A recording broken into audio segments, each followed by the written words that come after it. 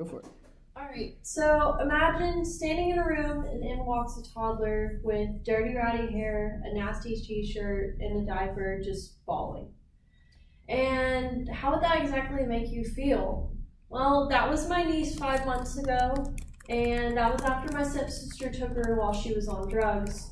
We didn't know where she was, we hadn't seen her for months, and that's a picture of her now. My niece had been taken in by Child Protection Services, thankfully, because my stepsister had been arrested. And I know now, like, most of y'all don't have children or don't have small, younger siblings or anything like that, so it isn't like, why does it matter to you?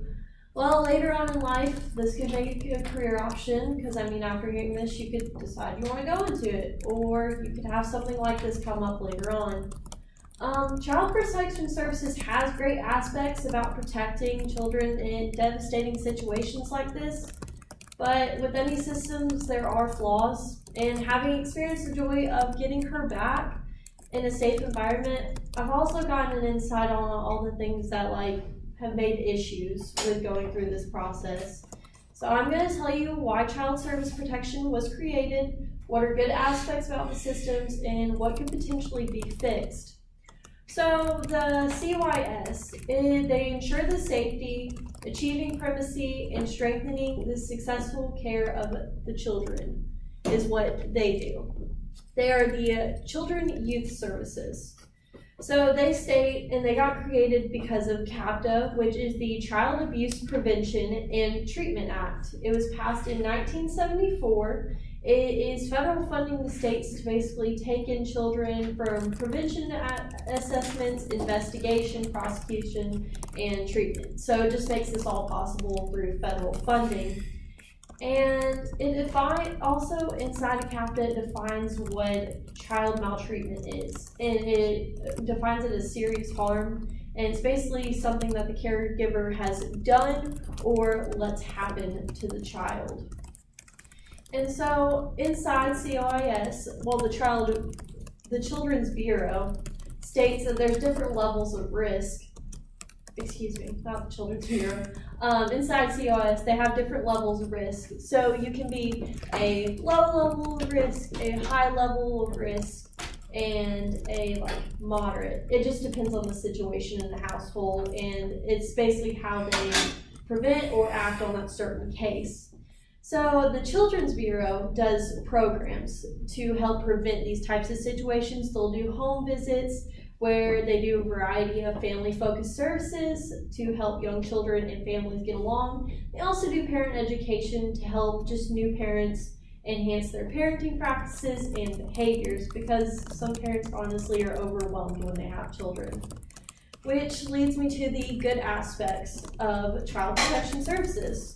So they have, of course, like any national organization, they have goals that they want to accomplish.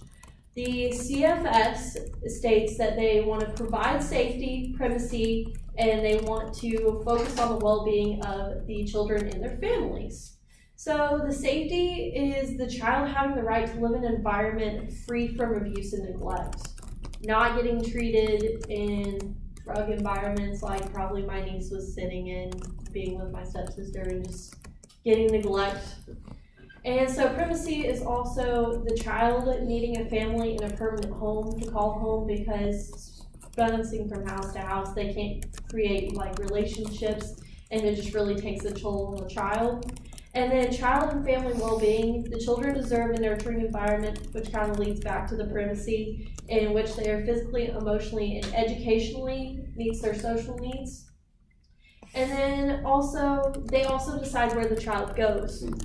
They add a lot of places of the steps into how a child goes. They'll involve pediatricians to make sure they don't have psychological, special needs, anything like that, especially in the foster system, so foster parents are aware. They're not all of a sudden like, what is wrong with this kid? Why did you give him to us?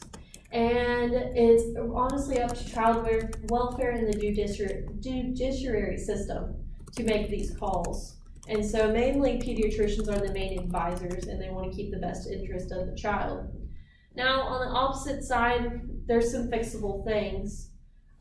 These have major effects on children being in the system of child protection. It causes a lot of stress because they go see their parents, like my niece, all the time. She literally knows every Sunday she goes and sees her mom. Like, every Sunday she knows. And if she gets in trouble, she asks for a mom, but she's just not there. So it kind of causes some stress, especially for the child being taken back and forth. And then, especially ones in the foster care system, they bounce from home to home. It can kind of cause some abandonment issues because they can't cause actual connections that are really needed for their development. It causes high rates of physical, developmental, and health issues later on. There's 500,000 children in the foster care system, from what I've read.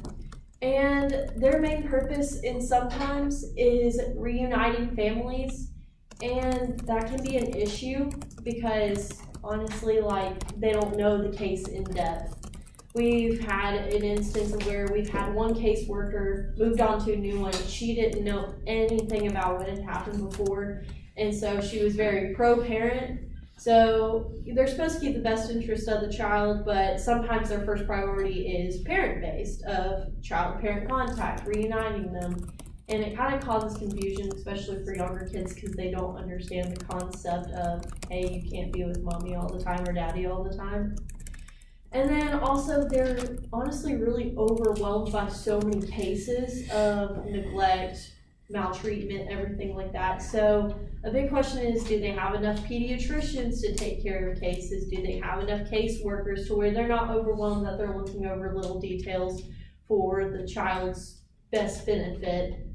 And so, as you can see, you're now aware why this organization was created, how it can be helpful, and what could potentially be fixed. Rosie Betty once said that it's about saving children's lives. It's not about the agencies and services protecting them. Thank you for listening.